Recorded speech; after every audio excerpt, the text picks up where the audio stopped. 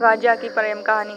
सालों पहले राजा नाथ का शासन शिवानगर पर हुआ करता था। राजा की 3 रानियां थीं। राजा अपनी तीनों पत्नियों में से सबसे ज़्यादा पहली पत्नी को प्यार करता था, क्योंकि वो खूब सुंदर थी। उसकी सुंदरता के कारण राजा दूसरी और तीसरी पत्नी पर ध्यान नहीं दे पाता था। क्योंकि वो खूब सुंदर थी, उसकी सुंदरता के कारण राजा दूसरी और तीसरी पत्नी पर ध्यान नहीं दे पाता था। वह अपनी दूसरी पत्नी को दोस्त मानता था और तीसरी पत्नी पर बिल्कुल गौर नहीं करता था।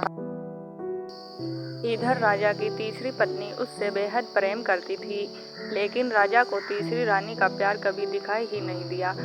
वो हरदम अपनी पहली पत्नी के साथ ही व्यस्त रहता था। ऐसा होते होते कई साल बीत गए। रोज राजा की तीसरी पत्नी इसी उम्मीद में रहती थी कि राजा आज उसके पास आएंगे, आज वो कुछ प्रेम भरी बातें करेंगे, लेकिन ऐसा कभी कुछ नहीं हुआ। इसी तरह कुछ वर्ष बीत गए। एक दिन राजा नाथ अचानक से गंभीर बीमार हो गए। उनकी तबीयत देखते ही देखते खराब होती गई और उनके जीवित रहने की उम्मीद कम हो गई। तब राजा ने अपने पहली पत्नी को बुलवा भेजा। राजा की पहली पत्नी राजा के पास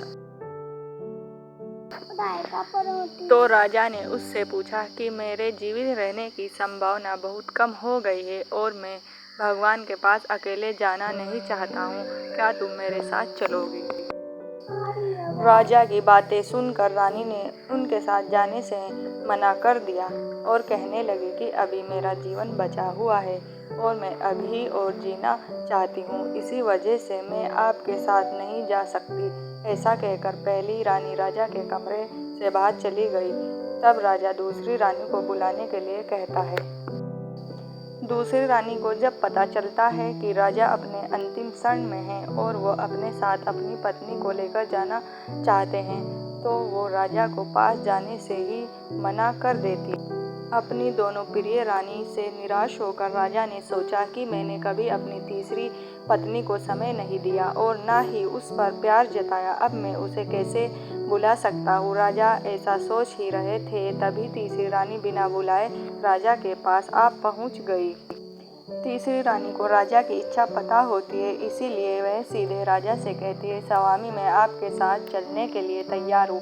रानी की बात सुनकर राजा को बहुत खुशी हुई, साथ ही उन्हें ये निराशा हुई कि उसने सारी जिंदगी उस रानी से ठीक तरह से प्यार नहीं जताया, लेकिन यही मुझसे सबसे ज़्यादा प्रेम करती है।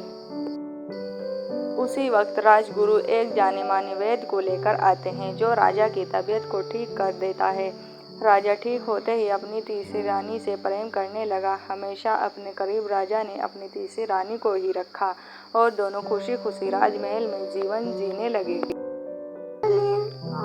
दोस्तों, कहानी से सीख, किसी को सुंदरता से प्रेम नहीं करना चाहिए, बल्कि उसके दिल और आचरण से प्यार करना चाहिए।